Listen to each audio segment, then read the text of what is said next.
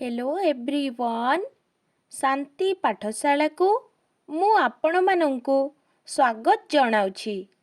आजिकार एक नूतन वीडियो रे आमे आलोचना करिबा एक सुंदर विषय वस्तु एकता ही बल।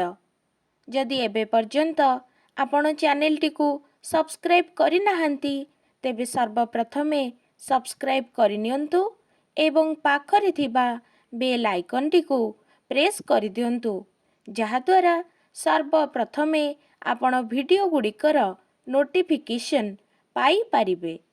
तेबे चलंतु आरंभ करिबा। विशाल ए पृथ्वी विचित्र तार लीला, केउठी चंद्र सूर्य, केउठी सरित सागर, केउठी गिरी वन, केउठी वन उपवन, केउठी पथ प्रांतर सुनील आकाश। प्रकृतिर ए सकल उपहार सते जेमिति गोटिए धरणी को सुशोभित करिबा पाई उद्दिष्ट। गोटी को बाद देले धरित्री जेपरी विकलांग मने हेब। समस्त विचित्र समाहार रे धरित्री तार रूप ओ सौंदर्य को विभासित करे। बिंदु बिंदु जल रे सागर सृष्टि, मुठा मुठा बाली रे विशाल सहारा सृष्टि। सेही न्याय रे जड़ ठारू जीवन समस्ते एकत्रित हेले ही जगत ओ जीवन सुंदर ओ सुदृढ़ होई पारे। प्रबाद अछि जोड़ा को घोड़ा सरी नुहे। वास्तविक दुई जण मिसी काम कले कामटी सहजरे साधित होई पारे। एकथा प्रत्येक क्षेत्र रे आवश्यक। एकता अभावरे देश ओ जातिर घोर क्षति घटे। एकतार बल सुदृढ़।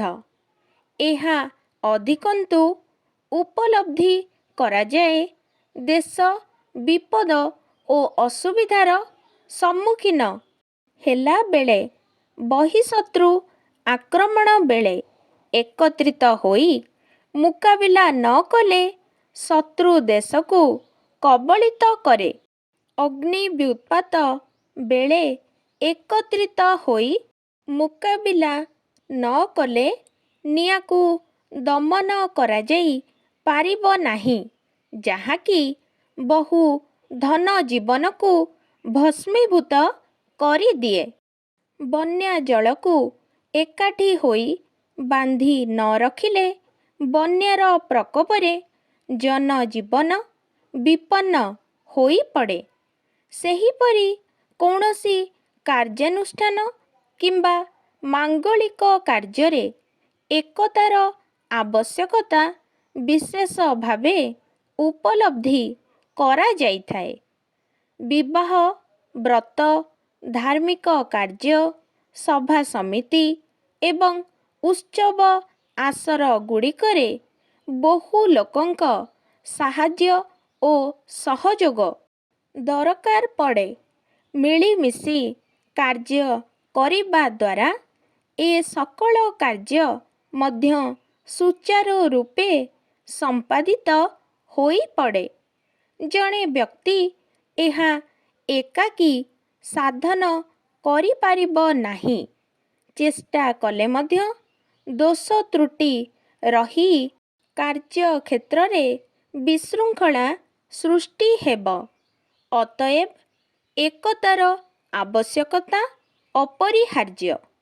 एहा केवल निज परिवार क्षेत्र रे नुहे, देशर सामूहिक विकास क्षेत्र रे मध्य नितांत जरूरी। कुहा जाए, by uniting we stand, by dividing we fall.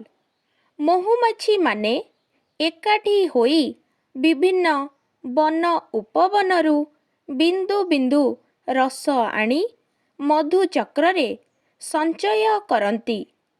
ପିମ୍ପୁଡ଼ି କ୍ଷୁଦ୍ର ଜୀବଟିଏ, ମାତ୍ର ସେମାନେ ଦଳବଦ୍ଧ ହୋଇ ବର୍ଷା ଦିନ ପୂର୍ବରୁ ଖାଦ୍ୟ ସଞ୍ଚୟ କରି ରଖନ୍ତି। ଖଣ୍ଡିଏ ସୂତାକୁ ସହଜରେ ଛିଣ୍ଡା ଯାଇପାରେ, ମାତ୍ର କେତେଗୁଡ଼ିଏ ସୂତାକୁ ଏକତ୍ରିତ କରି ଛିଣ୍ଡାଇବା ସହଜସାଧ୍ୟ ନୁହେଁ। ଏକତା ରକ୍ଷା ନ କଲେ କେବେ ହେଁ ମଣିଷ ଅସୁବିଧାରୁ ମୁକ୍ତ ହୋଇପାରିବ ନାହିଁ। ଏକତା ବଳରେ ପରାଧୀନ ଭାରତ ସ୍ୱାଧୀନ ହୋଇପାରିଲା।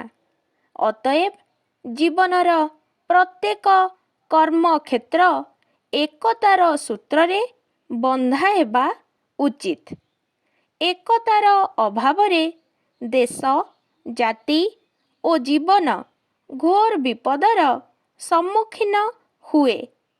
ଜୀବନ ଦାସତ୍ୱରେ ପରିଣତ ହୁଏ। ଜୀବନର ମୂଲ୍ୟବୋଧ ହ୍ରାସ ପାଇଯାଏ। ଶତ୍ରୁ ଦ୍ୱାରା ନିର୍ଯାତନା ଭୋଗ କରିବାକୁ ହୁଏ। ଶାନ୍ତି ସଂହତି ଭାଙ୍ଗି ପଡ଼େ। ମଣିଷ ହୋଇଯାଏ ପରାଧୀନ। ଏକତାର ବଳ ମହାନ। ଏକତା ହିଁ ମଣିଷକୁ ସଭ୍ୟ ଓ ଶିକ୍ଷିତ କରିଛି। ପ୍ରଗତି ପଥରେ ଗତି କରାଇଛି। ଜୀବନକୁ ସୁଖ ଓ ସମୃଦ୍ଧଶାଳୀ କରିଛି। ଏକତା ନୀତିକୁ ସୁଦୃଢ଼ କରିବା ପାଇଁ ପ୍ରାଚୀନ କାଳରୁ ଆମ ସମାଜରେ ବିଭିନ୍ନ ପର୍ବପର୍ବାଣି, ସାମାଜିକ ଉତ୍ସବର ବ୍ୟବସ୍ଥା ରହିଛି। ସ୍କୁଲ କଲେଜମାନଙ୍କରେ ଏକତାର ବୀଜ ବପନ ନିମିତ୍ତ ସରକାର ଏନସିସି, ଏନଏସଏସ, ସ୍କାଉଟ, ରେଡକ୍ରସ ଆଦି ସଂସ୍ଥାର ପ୍ରଚଳନ କରିଛନ୍ତି। ଏକତା ଏକ ଅମୋଘ ଅସ୍ତ୍ର। ଦେଶର ସୁରକ୍ଷା ନିମିତ୍ତ ଏହାକୁ ବ୍ୟବହାର କରିବା ପ୍ରତ୍ୟେକଙ୍କ ମହାନ କର୍ତ୍ତବ୍ୟ ହେବା ଉଚିତ। ଆଜିକାର ଭିଡ଼ିଓଟି ଆପଣଙ୍କୁ କିପରି ଲାଗିଛି କମେଣ୍ଟ ମାଧ୍ୟମରେ ନିଶ୍ଚୟ ଜଣାଇବେ ଏବଂ ଲାଇକ୍, ସେୟାର, ସବସ୍କ୍ରାଇବ୍ କରିବାକୁ ଜମାରୁ ଭୁଲିବେନି। ଧନ୍ୟବାଦ।